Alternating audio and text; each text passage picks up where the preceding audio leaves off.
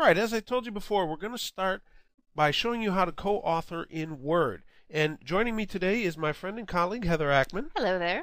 Heather is going to be my co-author. She's signed in on another machine and logged into my GlobalMantic SharePoint here because, like I've told you before, what I do here is no sleight of hand, no trickery. What you see is exactly what's happening as we're doing it. So we're going to do this live, and we'll be switching back and forth so you can see what's happening on my screen as well as on hers. Now, we're going to start with Word. We're going to open up this document called Acceptable Internet Use Policy, and we need to open it in Word because when we're going ahead and co-authoring with Word or PowerPoint, you have to do it in the application that's on your local machine. You can't do it in the web browser. Now that's a little bit different with Excel, but that's another lesson for another time. We're going to go ahead and cover that later on.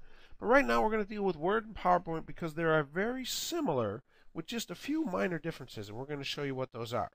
So I'm going to go now and choose Edit here to open this document. Choose OK. It's going to prompt me for my credentials. And we will choose OK. And there's the document now. We're going to go ahead and switch over to Heather's computer, and Heather's going to do the same thing, and she'll start editing, and we'll show you exactly what's going on. Take it away, Heather. Thanks, Bill. Now I'm going to open up the exact same document that Bill has open. And I'm going to choose Edit, just like he did, and enter my username and password, just like Bill just did. And now I am in the exact same document, editing at the exact same time Bill is. So now I'm just going to start making a few changes. I'm going to change this to a U and that to a D. And now Bill is going to be, I don't know this yet, but Bill on his machine is also making some edits in the document. And now notice what just popped up on my machine. As Bill makes edits, I get these little brackets and these little tags next to it that show me where in the document Bill is editing. But notice nothing really changed about the text on the page. We'll get to that in a little bit.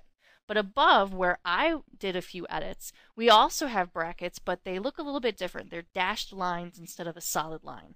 And that just means dashed lines, that's an edit or change I've made. Solid line with that tag, that means that's a change that Bill made. Now also at the bottom, you might have noticed this icon with the two people and then the number 2. That shows me how many authors are currently editing this document, and it shows me all of their user information there. I can click on that person to see additional information, or close it.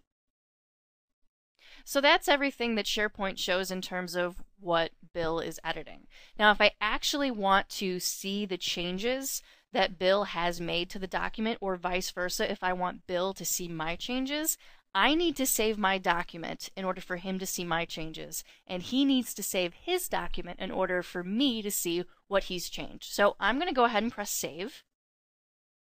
And now let's jump back over to Bill's machine so we can see him save, and we can see what his document looks like with my changes saved. Thanks, Heather. Now we can go ahead and I can see where Heather was making changes. I see her name and the solid brackets. You see my dotted brackets for where I was working. But again, I still haven't seen the changes she made. Now, she saved her document. I know that because she's standing here next to me. I told him. Exactly. But now I have to go ahead and when I save my document, save/refresh, look what happens. It's showing me that Word has refreshed my document with changes made by other authors. So now when I choose OK, see that? Notice that it's highlighted here in green, and I see the changes that Heather made on my document. So if you have more than one person working on a document at the same time, you can see that it is very beneficial for you and for your other co-authors to save their changes frequently so that everybody knows what's going on with everybody else at the same time. It's just a really good habit to get into, making those saves. Now let's go ahead quickly. Let's go back to Heather's machine, and she'll see the changes that I made updated on her computer. So now we're back on my machine, and notice how the tags have changed. Now I have this little arrow icon showing to the right. And if I hover my mouse over one of those icons, it tells me that updates are available. Save your document to refresh this area. So now if I want to see what changes Bill has made since he last saved, I'm going to go ahead and save. And I get the Microsoft Word notification that it has refreshed my document. Okay. And it has highlighted his changes in this kind of pale green color. And that is the beauty of co-authoring in Word.